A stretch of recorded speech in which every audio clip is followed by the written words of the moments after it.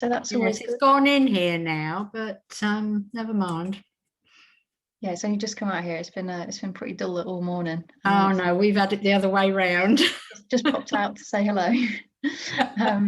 Okay, so Right. we've got about an hour today to go through some of the issues that you're having and get some kind of practical stuff in. So Okay. when we last spoke, we spoke end of last week, didn't we? Yeah. And you were going to the vets, is that right? Yes. Yeah. Not a good experience. Yeah. We had a job to get a muzzle on him, and when we eventually tried to get it on him, he peed from one side of the room to the other. He was in a dreadful state. Okay. And Marnie, my vet, said, I can't go any farther. She says it's just not fair on him. Her words were, he's not an aggressive dog, he's a frightened dog. Yeah. Yeah. So we did nothing. Her thoughts are, I would mention it to you. And then she said, perhaps we would sedate him slightly to just so that she can check over the teeth, do the nails and what have you. I mean, do you think, I don't know what else we can do, really. Yeah, I mean, absolutely that. I mean, how has he been since then? Well, he's been all right. I do the up when I pick him up. We've had no problems whatsoever. No problems. I do notice that when we're out walking, he isn't too bad when he sees other dogs. He might give a little grumble, but I tell him no, and he just ignores it. If dog comes up, he'll have a chat with it, have a little sniff and what have you. But when you're in the car and somebody walks past, that's a different kettle of fish. It's like this possessiveness, like when he had the eggs up on the lawn when he's with his bedding. If he feels somebody's invading his space, then we're not so happy. Okay. So, So we're looking at resource guarding. That's what we're looking at. So yeah. I don't know how much you know about resource guarding or where you kind of are with that. But basically, if he perceives that something is valuable, then he's going to go all out to stop anyone or anything getting to it. So I know that obviously with the eggs and stuff like that out in the garden, they were a bit of an issue. There's been a couple of other things that have happened as well. But okay, so he's fine with your dog, so isn't he? So yes, no problem at all. In fact, I can see a little bit.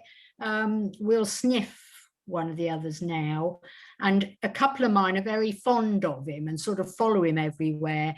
And he's not so wary as he was. He doesn't really interact, but I can see there's a difference. Yeah. Okay. And that's good. Because he's settling in. And he's not been with you that long either, has he? No. Is he week 3 just coming up? Week 3, yeah. Okay. So the vets, obviously that we won't push that. No. It is what it is. In terms of him being lifted up, obviously the up, that's going to come in really handy for you. In terms of kind of his like base level training, does he understand things like sitting nicely? Does he understand walking alongside you? Or is it literally, are you just looking to sort out his kind of possessive? He's not too bad. I mean, I can now let him off the lead only when I know I can see nobody else around. I mean, I don't walk where there's loads of other people anyhow. And I've got him, if I say, good boy, Norris, come here, he'll come back for a little tidbit, let me put his lead back on him. We'll walk a bit more, then I'll call him back, take the lead off. He walks a bit more, but he tends to go a little bit in advance of the rest of us. But as soon as I call him back, he's there and he lets me put the lead on. If I say to him no, if he's barking, on the whole, he knows that I'm reprimanding him and he knows that he shouldn't do it. Not that he always stops, but you can tell he looks at me as if to say, okay. But on the whole, he walks pretty well on the lead. I haven't got a lot of real issues with that. Okay. So for you, what are you looking to get out of this training?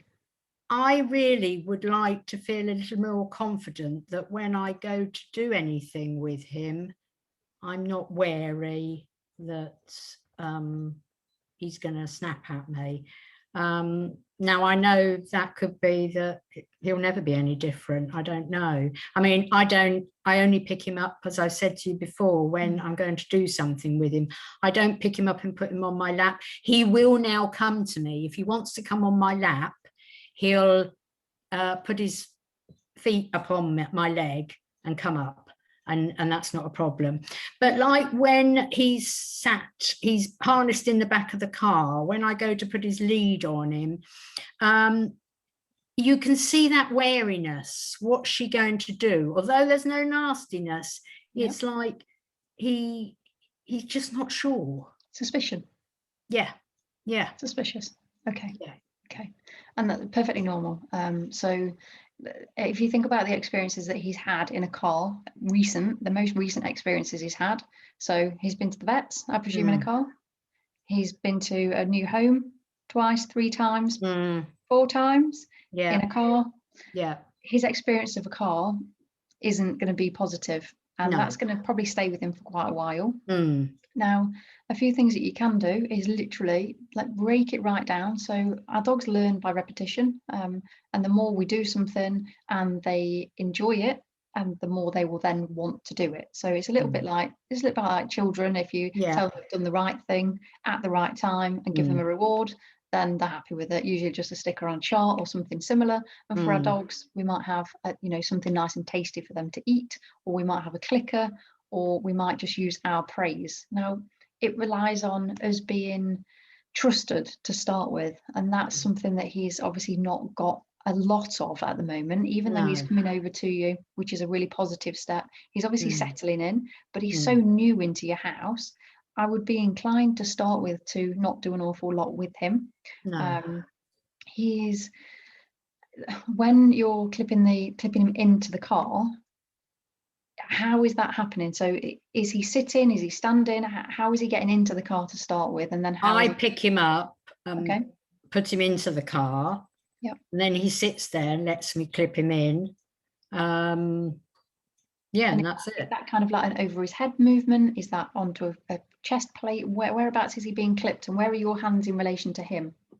In front of him. Okay. I try and keep my hands in front of him as much as I can, because I feel that because I'm a bit wary of him, that he can see me and what I'm doing. So my hands are usually in front. I try to keep it that way if I can. Yeah, and that's a really good idea to do that, because if he's a little bit suspicious about, well, what are you doing? Where are your hands going? What are you doing? And then if he wants your hands to move away from him, it may be that he just lets out that little nip again, so that because you kind of overstepping the boundary a little bit with him. So it's finding out what his comfort is and where we can and where we can't touch him. So when he's on your lap, so when he comes up and sits on your lap, are you able to stroke him? Are you able to kind of touch majority of his body? I've just done it a little bit because I wanted to deflea him, and I thought I'd have him on my lap and just fiddle about on his neck a bit. And then I did put the stuff on, and he let me do it. There was no problem.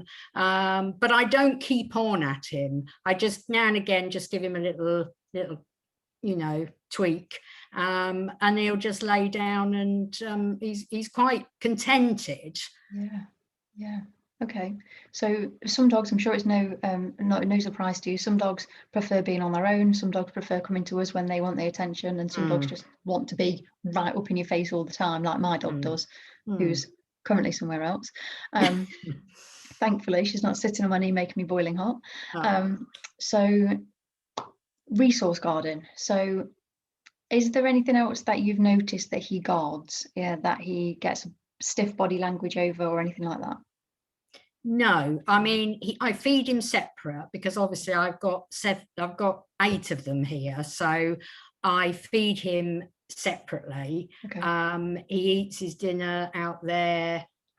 He then has his treat after, and comes in. He doesn't. I've picked all the other dishes up when he comes back in, so there's nothing there for him to aggravate over. When my mother lives in an annex next door to us, and they all go round, I go round and see her a couple of times a day, and some of the dogs come with me.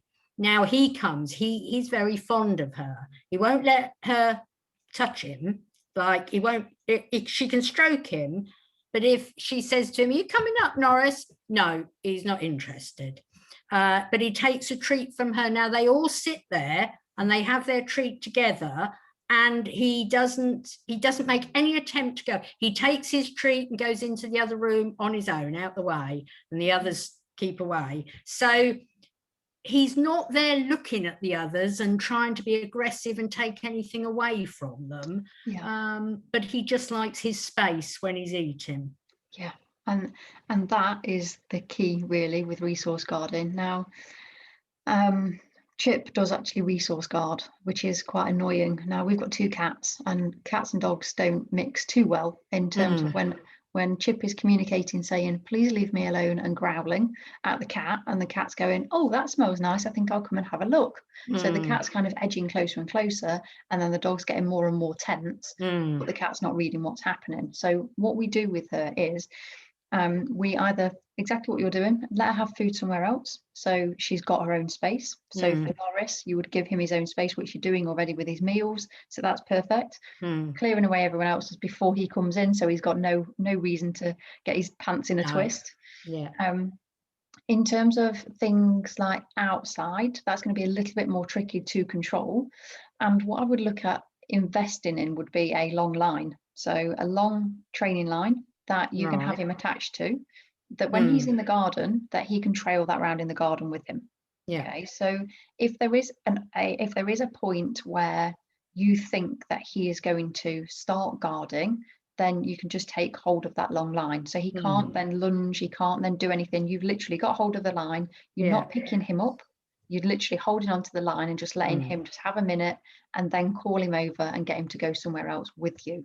Okay, so that might be inside, it might be away somewhere else, it might be behind a gate, whatever it is, just to get him away from that immediate area. And if you've got your other dogs there as well, ultimately we don't want fighting in between your dogs as well. We don't want him setting off another dog and then all World War III breaking out. So that would be my immediate advice, to have him on a long line. I'm just going to go through with you some it's called the ladder of aggression. Now, I know that we mentioned this on the call. Bear with me one second. Let me share the screen over. So it is called the ladder of aggression, but it's also stress indicators for our dogs. Now, you might recognise some of these, you might know some of them, you might not. So right down the bottom here, we've got the green things. So things like yawning, so that could be a big yawn or a really small yawn, or it could even be panting. And then we have blinking and nose licking. Now you might be thinking, well, yeah, Katie, that's normal. My dog does that. My dog yawns, my dog blinks, my dog nose licks. And this is where it's important, because in context, our dogs might yawn if they're tired or if they've just woken up, but out of context, they may be saying that they're a bit stressed. Okay? So you may see things like this. My dog does this in the car. So when we put her in the car, she lets out a big yawn, and it's usually a and it's got a sound on the end of it, or she will let out tiny little ones. So she almost looks like she's panting, but she's not. They're just tiny little mouth openings. And nose licking. Okay, so when the tongues flick out really fast and go back in. Now, unless they've just had a drink or something to eat, it's unlikely that they're the reasons that they're that's likely that they are the reasons. But if they're nose licking in different places, so you know, when you've got things out in the garden, when there is open spaces and you see that nose lick, then that's a good sign that they are getting a little bit stressed. Okay, and then we may have things like turning their head away. So basically they're saying, I don't want to interact. I'm not interested in you. So looking away. So I think you'll probably notice this intermingling between your dogs. So there may be. He does tend to do that actually when I go to put the lead on him. Okay. He will turn his head away. slightly. I've noticed that. Yes. Yeah. Okay. And then we might have turning the whole body away, so literally turning away from you or turning into you, depending on where that uncomfortable thing is. So if it's you that they're uncomfortable with, they might lean away from you. If they're comfortable with you but uncomfortable with what's in front of them, they might lean into you. Okay. Right. Sitting down, so that stops their scent from spreading, so they're less attractive to any other dog that's going to be coming up. Pawing, so as it sounds. Walking away, so creating some distance, creating space for themselves. So that's, you mentioned that when he has his treat, he goes off. Yeah. So that could be a stress indicator that they, even though he's got a treat and it's a nice thing, he wants to go away, because that's going to be a calm thing for him to do, away from everyone else. Then when it kind of changes into the yellowy orangey colour, that then is when there's more tension. So there's likely to be a bit more going off in their body. So things that we can't see, but they're showing out on the outside now. So when their ears start creeping back, you know, they hold their ears almost like the shape of a pear. Yeah. Like, and you can just see that there's that tension in their ears, but they're not nice and floppy usually. And then they're just kind of like pushing them and really holding them up. So that would be ears back. The creeping is literally like crawling across the floor, like the now he does that. Yeah. He does that, funnily enough, mainly when I go round to my mother's, because we've got wooden floors. She's got a rug in there, and I just thought he was just doing it because he likes the feel of the rug, but possibly not then. Okay, and it might be that he might have not experienced something like that. It might be because it's got a different smell to it. It may be that he's just exploring and he's like, oh yeah, this is a bit strange, or maybe he's making himself look really small because he's not quite as comfortable as what he may initially come across as. Right. And then we have crouching down, tail tucked between the legs. Laying down, that might be laying down on the back. It might just be laying down in that kind of stalking position, or it could just be a leg up in the air, so just in a standing position with the leg held up. Often the Dachshunds do that. Mine does it even if we've got the treat bag out, a paw goes up. She's like, so it's all about that context. Is it in context? Is it not in context? Or is it out of context rather? And then we have stiffening up. So when their body kind of gets a bit stiff, usually their tail kind of goes a bit pointy at this point. They might get some fur on the back of their neck standing up, or all the way down their spine. And again, they're going to have a lot of tension around their jaw. So rather than that nice floppy, nice looking, almost idyllic Dachshund, you're going to have quite a tense face. Eyes are going to have gone really circular at this point. Ears are going to be held really high, and they're generally just going to look a lot stiffer in their whole stature.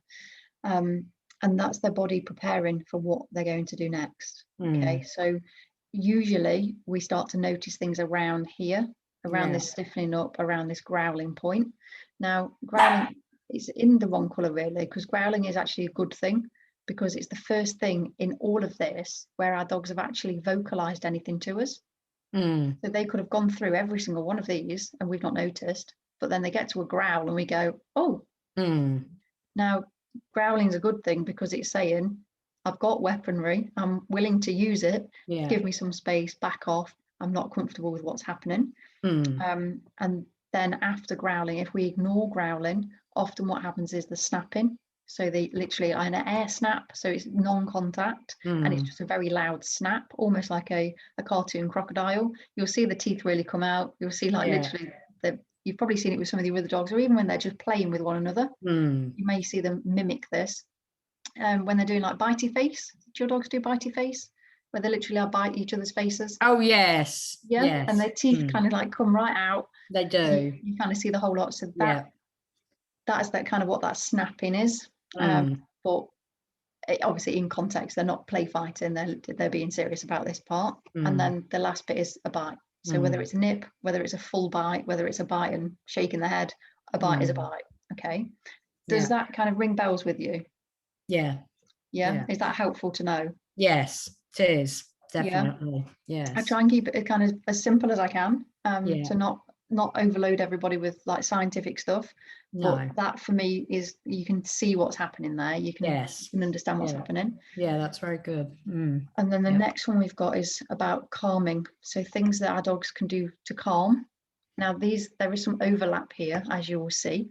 So when our dogs are trying to calm down, so when they're in a situation that they feel either a little bit of stress or a lot of stress, they can do some of these things to help them cope in that situation. So first one we've got there again is yawning.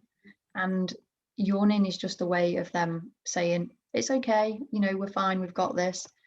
Panting, obviously in a normal circumstance of like hot weather or something like that, your dog may pant. But generally speaking, if panting's around and not a lot else is, then that's a good giveaway that they're a bit worried. The shaking dog, so you know when they get out of the bath or they've been wet from the rain, and that really big shake, that's a calming signal. So you may see that into dog when they're playing together. If one shakes, then the other shake a few seconds later, and it's just them saying, actually, I've had enough now, just going to shake off, give me a few minutes, and then the other one will shake to say, yeah, that's fine, I've completely got you back, I understand what you're saying. Okay, then we have things like sniffing, and sniffing is about disengaging. So it's about sniffing something random. So you're on your walk and another dog comes into view and your dog puts their nose straight to the floor and starts sniffing. And what they're saying to the other dog is, I don't want to engage with you. All right. Okay. And then we have chewing. So chewing is a calming release. So as they're chewing, their body is automatically calming down. Okay, so they are releasing hormones into their body, which are calming hormones by chewing and also by digging as well. So not all of them chew, not all of them dig. Some of them will lick instead. I think Dax is a pretty well known for chewing blankets, that kind of stuff. Yeah. Kind of soothing, self-soothing type behavior. And all of these are self-soothing type things that they can do to disengage, to look away, to make themselves have a bit more space away from whatever it is. Okay. Is that helpful? Right. Yes. That's interesting. Yeah. So they're not all dog to human. They're not all dog to dog. Okay. No. So they will mix. So what works for our dogs, they will continue to do. So with Norris, he knows that if he nips, he gets put down on the floor. Whatever it is that he doesn't like, he gets his space back. And that's why I was saying it's really important to have a cue word for him of up, so he knows what to expect. He knows what's coming. Yeah. Okay. So what I would look to do in the car would be to have a word for him that lets him know that you're going to clip him in. So it might even be, let's clip you in, Norris. Yeah. You got it in your hand, clip it onto him, and then clip it into the seat. Yeah. Yeah. Okay. Yeah. With his collar and his lead in the house. So if he's not too keen on that, we need to make that a little bit more of a accepted thing that he's going to understand is a good thing. Now, is there any particular treats that he likes? Does he like any small treats at all? I give him tiny little pieces of cheese. Okay. He's very keen on cheese, but I only give it to him very tiny. No, that's absolutely fine. Yeah, that's his favourite, I'd say. Yeah, and is there cheese around when you're putting his collar on? I don't know. I don't usually give him a treat. I just say, come on, Norris, let's put collar on. And no, I don't give him a treat usually. Okay. Should I then, do you think? I would do, just to start with, just he's very early days into being with you, and he needs to build up his trust with you. Yeah. Which is that is going to be the first and foremost things that we're going to be looking at doing with him. So I would look at getting his collar on using a treat. So it might be that you have the treat in one hand, so you're just holding the treat here in your hand, and then put the collar towards him, move the collar away, let him take the treat. Yeah. Right. So really take it nice and slowly with him, so that he understands that your hand coming out. So I would do it sideways, so he's literally facing that way to your hand this way, so that you're not like straight under his chin. No. And he's kind of like, oh, that's a bit too close for me. Yeah. So hands nice and open hands. And the reason we want the open hand is because we can't have an open hand if it's over their head. So our open hand is always going to be in front of them, a little bit away from him, probably about 6 inches away from him. Let him make the decision to come and take that treat out of your hand. Yeah. Okay. And it's all about that choices, and it's all about being really slow with him as well. So if we move too fast, so think about squealing children.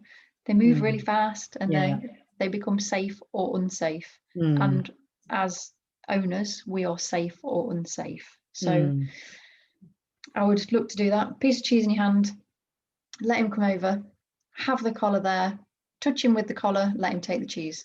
Another piece of cheese, touch him with the collar, let him take the cheese. Right. Okay. And just build up nice and slowly with him. Yeah. And, you know, it might take you 5 minutes to get the collar on him, but he's then done it through choice rather than he's like, what on earth is this that you're doing to me? I don't know what you're doing to me. And he'll probably let you do it because he's obviously building some trust with you. Yes. And our own dogs are more trusting with us than they are with other people. Yeah. So they will take a lot more from us. But when you've kind of got a bit of a sketchy background, we don't know ultimately what he's been exposed to. No.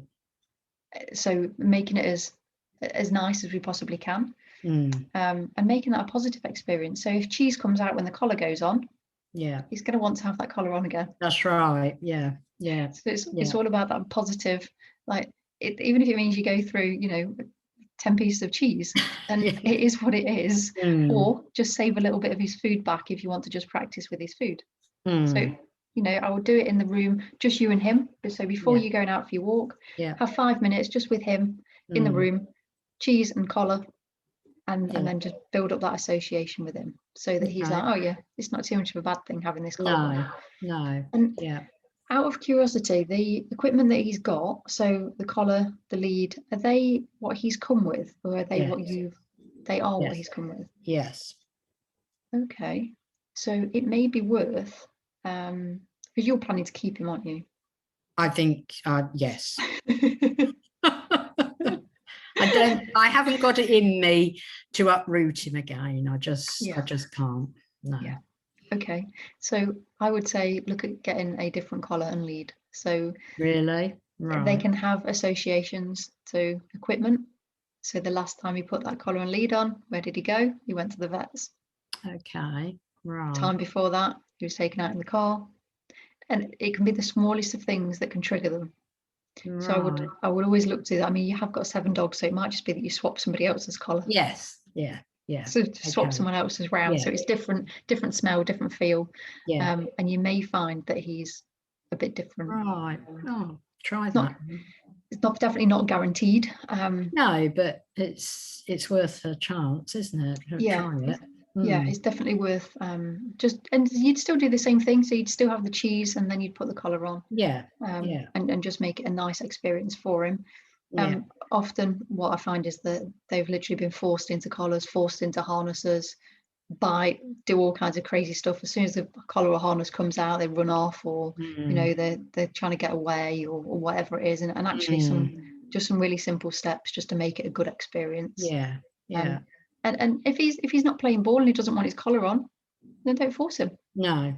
And if he wants to have a rest day and he doesn't want to go on a walk, then that's fine as well. So can you see this behind me? Can you see this triangle? Oh yeah. So this is about stress. So 1, 2, and then it goes blurry. Okay. So at the bottom here, we've got a dog that's really nice and calm and quiet. We've got a dog that looks relaxed, feels relaxed. So you can see that they're relaxed. At number 2, we've got a dog that's a little bit more on edge, so holding themselves a little bit stiffer and a little bit more alert as to what's going off. They might be barking a little bit. And then at the top bit where it's blurry, that's where they've completely lost their minds. They're completely losing it. They've lost it completely. So at that top point there, that is where you're describing to me around the resource garden. So when he's kind of going for it, that's when he's lost control of what's happening. So it's our job really as owners to keep them in level 1 and 2. And stress for our dogs can be in lots of different forms. So it could be a collar coming out, it could be a lead coming out, it could be a car journey, it could be putting your shoes on, putting your coat on. It could literally be anything. So Yeah. good stressors as well. So it could be that the collar and lead start coming out and he gets excited. Yeah. And Yeah. excitement is also stress, but it's a good stress. Good stress, yeah. So good stresses and bad stresses. Mm. Eating food is a good stress, but it is still a stress because it puts the body under stress. Mm. Okay. Mm. Does that make sense? Yeah. Yeah. That does, yeah. Yeah. So with stress, we have what's called trigger stacking. So it's exactly the same for humans. If we're exposed over and over again to something that upsets us, over time, it will take less exposure for us to get upset. Yeah. Yeah. Yeah. So exactly the same for Morris with his resource guarding. Yeah. With his nipping. So he's learned that works for him. And it's not the first time he's done that. Well, No. he's nibbled you and your husband, hasn't he? Yeah. So he's learned to do that over a period of time. Now, I don't know what triggers him for that. I think he's probably going to be that picking up. But it may be because he's not being told that he's being picked up, or he doesn't understand, or that there's some underlying pain, or that it's an association that he's got from something that's previously happened. Yeah. Now, if he's nibbled a child through a stairgate, chances are he's probably had some harsh handling and been put into somewhere else. Yeah. At some point. Yeah. But it comes down to trust. So it's going to come down to this trust. Now, what I would be interested in you doing is working on getting his collar on so that he's confident and happy to have that collar on. Working on getting him in and out of the car. Now, when he's getting in and out of the car, is he able to jump in the car or not? No, I pick him up and put him in there. And are you using up there as well? Yes, every time I pick him up now, it's up. Yeah. Good stuff.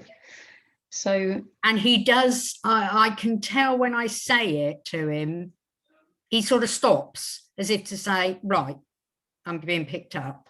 I can notice it. Yeah, definitely. Brilliant. It's a small, tiny little bit there that he's obviously like, yeah, I've got this. I know what's happening. That's right. Yeah. Okay. So when he jumps up at your leg and you're picking him up off the floor, are you saying up at that point as well? I don't think I do. No. Add it in there as well. Right. So then what you're teaching him in then is there's two legs. So his two front legs, when they touch something and you say up, he can then get up. And then you can transfer that to your car. So when the doors open, up, guide him up onto the foot plate, whatever you want to call it, and then pick him up from that position. So that he's made that choice of, oh yeah, I'm going to be picked up. Yeah. Yeah. So it's just making an action to go with the word, if you like. Yeah. Yeah. So it may be when you go up the stairs at the night. That was really poor English. When you're going up the stairs at night, and get him to put his two front paws onto the bottom step. Right. Okay. Up, and then pick him up. Yeah. So it's all about the tiny little snippets that are going to make him think, oh yeah, I know what it is now. Yeah. I know what I need to do as well. I need to put my feet up on something to get picked up. Yeah. Right. Yeah. Oh, okay. Yeah, that's good. Happy with that? Happy with that so far? Yeah. Okay. All good. So, and then having a cue word or a phrase when you're putting when you're clipping him into the car as well. So once he's been picked up and he's in the car, it might be just a little phrase, let's clip you in, or let's get you, whatever it is that comes naturally, as long as you keep to saying the same thing. Same thing, yeah. And if there's any changes, so if, for example, your husband puts him in the car, then get him to say the same thing. Because otherwise it might come as a surprise that he's got someone else putting him in the car. Yeah. And he has a little nibble because he's like, oh, you're a bit too close to me. Yeah. Okay. Yeah. So that consistent element as well. Yeah. So cheese and collar. I think it may be worth sending over some muzzle training stuff for you as well, just because if he's because he's so upset by going to the vets, let's make that easier for him by muzzle training him so that the next time he has to go to the vets, it's less stressful for him. So right. if they have to sedate him to have an examination, they're going to put a muzzle on him to start with. So if he's muzzle trained, then half your battle's there already, because you put it on. I think she was going to get me to give him a tablet home here. Okay. I think that was the idea, so that he gets relaxed with me. Yeah. Mind you, I don't know how well. I give him a tablet and a piece of cheese. That would be the way to do it. But or you just throw a few treats at him, let him catch them, and then throw the tablet, and then follow it by a piece of cheese.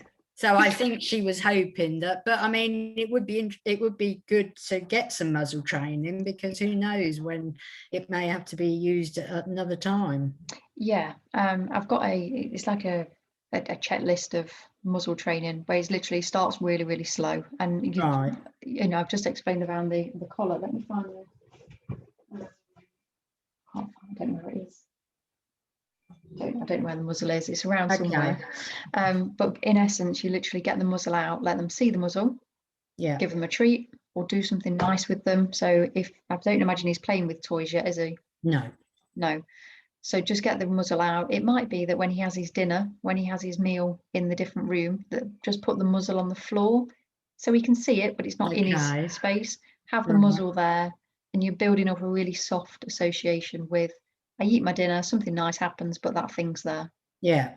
Okay. And then take it away when he's finished. Okay. So just start really, really, really, really simple. And then you can get to a point where you can take it out from behind your back. Muzzle is there, means he gets a piece of cheese. Right. Muzzle goes behind your back.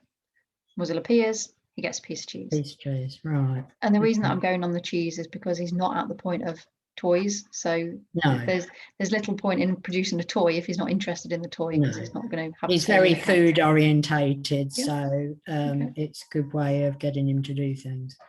Yeah. I mean, your other options. What food is he on? He has dried food, Vet's Kitchen kibble. I give them Harrington's wet, a little bit of Harrington's wet, and Nature's Menu tripe. Okay. That's the basic what they have. Okay. So what you could do with him while he's still settling in, anything that he does that you like, even if it's just him laying down quietly, you could just chuck him a piece of kibble. So you could have his portion of one meal, have it in your pocket in a bag, and anything that he does that you like, he gets a reward for. So over the day, you'll be like, oh yeah, she's all right, she is. She gives me lots of treats. Well, I do try that, because he's got this aversion to the birds, and if he sees the seagulls, he'll start creating. So I've got the cheese on the side, and I tell him to stop, and then I say good boy and give him a piece of cheese. So I have been doing that. We haven't got very far so far, but I mean, you know, think time. Yeah, I mean, think small. I think the stuff that he's doing, that like the small stuff. So he's laying quietly, he's asking to get picked up, and praise doesn't have to be food. It can be just you praising him. Good boy, that's nice. I like that. Nice soft body language. I mean, you have got a very like a particularly nice soft, like cheery face anyway. So I'm sure he'd be quite relaxed with you. In terms of the barking at the seagulls, I mean, seagulls are pretty huge when they land on a windowsill. I've had a fair experience with a seagull that bit my finger when I worked. I worked in I did some work experience up in Scotland in a rehab centre, and I didn't realise how big seagulls were until that point, when I was holding on to one and it bit my finger and I was trying to twist it. Which was pretty painful. I can imagine. Expletives that came out of my mouth to get the bird off me. Let's put it that way, because I was like, this is going to rip my finger off in a minute. It's just literally like trying to twist big around old with birds. it. Yeah. So, I mean, with the seagulls, what you could practice is something that I call the 3 thank yous. Now, it's a really, really simple technique that when our dogs start barking, is he doing like the string of barks where he's like, Arr! Not so much. It's a one bark, and then I'll say to him, no, Norris, and I'll give him a treat and he'll stop, and then but we'll have another one and then another one. But I wouldn't say it's a constant string. It's just one after another. Okay. So we can still use the 3 thank yous for that. So when he barks, the first time he barks, if you can see what he's barking at, I mean, a seagull on your windowsill, I'm sure you'll be able to see that. So when he barks, just say thank you. Don't look at him. Don't go over to him. Right. When he barks again, get up, go and stand in front of him, and just get as close to the seagull as you want. Say thank you, and then walk away. And what you're looking for is that Norris moves away with you. Okay. If he barks again, then he's going to get taken out of the room into timeout. Come on, Norris, out you go. Right. And let him have just maximum of 2 minutes out of the room before he's then allowed back in. Okay. And what you're doing there is, so he's alerting you that there's a great big seagull sitting on your windowsill, and you're like, yeah, everyone can see it. And what he's doing is he's alerting you. And by just saying thank you to him, you're acknowledging his bark. Right. So he's not getting a treat. He's literally just going on your voice. Thank you. And then the second time you're standing in front of him, so your back's going to be to him. Yeah. Thank you, out the window, out the door, whatever it is, noise, bird, so visual or sound. And thank you, out the window, and then walk away. Okay, so don't look at him, don't give him any eye contact or interaction, just walk away and go and sit back down and do whatever you were doing. And then the third time, thank you, out you go. Okay. And then he's learning in a really soft way that there's a consequence to his behavior, and this is the consequence. So he has an option, but he's continuing to do it. So eventually he will get put out of the room. And what you'll find is, after doing that a few times, he will then go, oh, right, okay, yeah, you've got this. You're understanding exactly what I'm doing here. You're taking control. The seagull's not going to come and break in and do something awful to us all. You're in control of what's happening. All right. Okay. So that's a nice easy technique. That's a nice easy thing to do. Yes. Yeah. Okay. The majority of the training that I'll do with you and everyone else is relatively simple. There's just knowing, isn't it, basically? Yeah, and it's giving you the right tools as well, because there's lots of different ways to do the same thing, but not everything works for Adaxes just because of the way that they're wired up, which I'm sure that you're aware of. Yes, quite. Quirky ways, but I kind of look to go in like as soft as we possibly can, especially with the dog that's got a sketchy background, that is responding in a way that he currently is. And usually I would say to anyone that takes in a rescue, a minimum of 3 weeks before you start walking them outside. And what that affords is their stress level. So if we think about this bit here, we can use this idea here. So if they come to us at the top here, their hormones within their brain and body are going to be relatively high, and they're going to need time to come back down. So sometimes that can take up to 2 weeks for those levels to return to a normal. And otherwise they're kind of up and down, up and down, up and down, up and down, rather than getting a nice flat reading. So it's always worth considering. But I mean, you said that he seems like he's okay on his walks. I would just say monitor him. So keep. I mean, as far as the possessions now, I mean, I don't really put myself in that position. Funnily enough, this morning, he's got a couple of blankets on the floor and I was going to wash them and I didn't realise he was under them. And I went to pick them up and I thought, oh my God. And I quickly moved away, but he didn't do anything.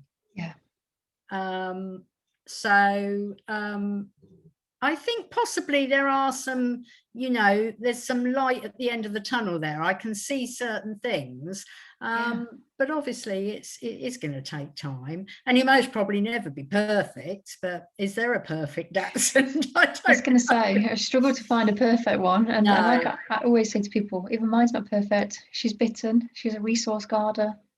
And, she's not a rescue. Really? It is what it is, and sometimes if they're not read correctly, because they're so intelligent, they will only take so much. That's right. And that's I mean, if you know and you're aware of it, then you work round it, don't you, to a certain extent? Yeah. Obviously, I don't want him snapping at us all the time. No. And touch wood, you know, so far since I spoke to you, he's been not too bad. So we shall see how we go. And there is going to be that period of him settling in, and he is still settling. Well, of course he is. Yes. And that could be, you know, I mean, sometimes it's like 12 months later and they're just about settling. So the progress that you've made with him already is kind of, you know, it's really huge steps in terms of, you know, he's acknowledging you, he's coming over to you, he seems to be able to settle, he's mixing in a little bit with your dogs.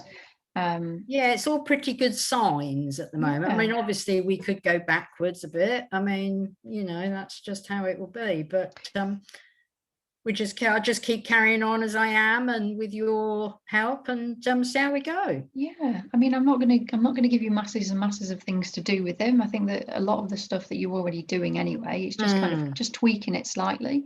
And I would definitely get a long line if you haven't got one. Yes. Just for when he's outside, so that you don't need to go and get hold of him. You can just literally take hold of the line, so then it protects your fingers as well if he's in a bit of a snappy way. So it's that element of like control and management. So that's right. You're controlling what's happening, you're managing his behavior a different way. And also, I suppose I could use that if he's out in the garden, if he hears people, you see, it's like he's not been used to hearing other people around. Well, if I've got that on him, I've got more control over him, haven't I? Than obviously if he's just running around, you know, without doing the Benny Hill advert. Yeah.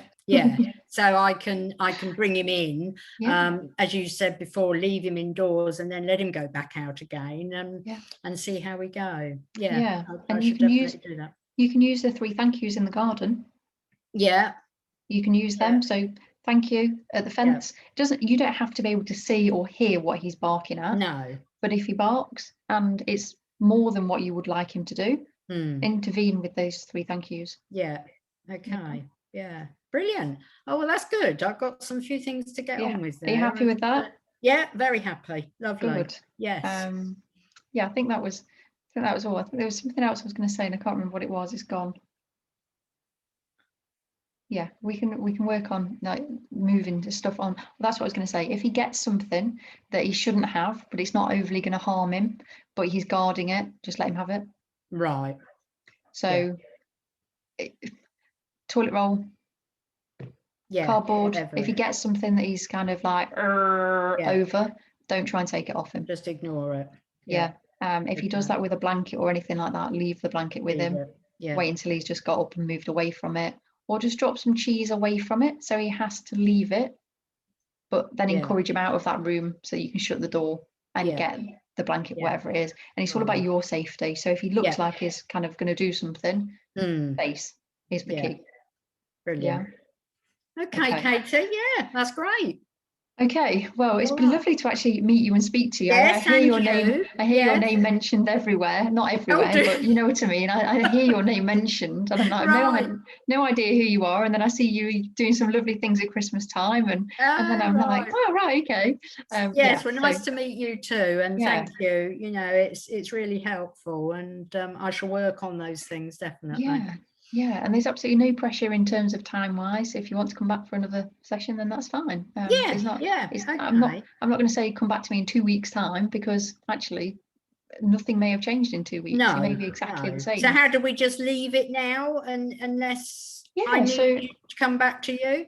Yeah, pretty much. So what I would say is like practice what we've gone through, and when he's at a point where he's happy having that collar on and the 3 thank yous are kind of taking their effect, give me a shout then, and we can then start upping what we're doing as well. I can send over the muzzle training as well, so you can just do that kind of in your own time. So that's kind of a side part of the training, but I think it is something that's worth doing, and more for their comfort if anything else, because ultimately if they go to the vets and they need to have a muzzle on, it's better that they know about it and they understand what the muzzle is, rather than it just going straight on. Yeah, definitely. Have you got a muzzle already? Yes, I have got You one. have. Yeah. Have you got like a basket one or a material one? A basket one. A basket one. Good stuff. Yeah, That's good. Yeah. Cool. Okay, well, in that case, I will send the recording over to you so you got it. Lovely. When that's downloaded. So it might be this evening, it might be tomorrow morning. No, that's fine. Whenever. Depending on how fast or slow it uploads. Yeah. And I'll send over the muzzle training for you. Brilliant. So you've got that. And then the rest of Wonderful. it, just go with, yeah. You know, take it slowly, take it steady, Yeah, one day at a time. Yeah. Okay. And give me a shout when you're ready. I will do. Lovely. Okay. Yeah. All right, Katie. All right, thank you so much. Much appreciated. Not a problem. You take care. Thank you. Enjoy. Bye. Bye for now. Bye. Bye.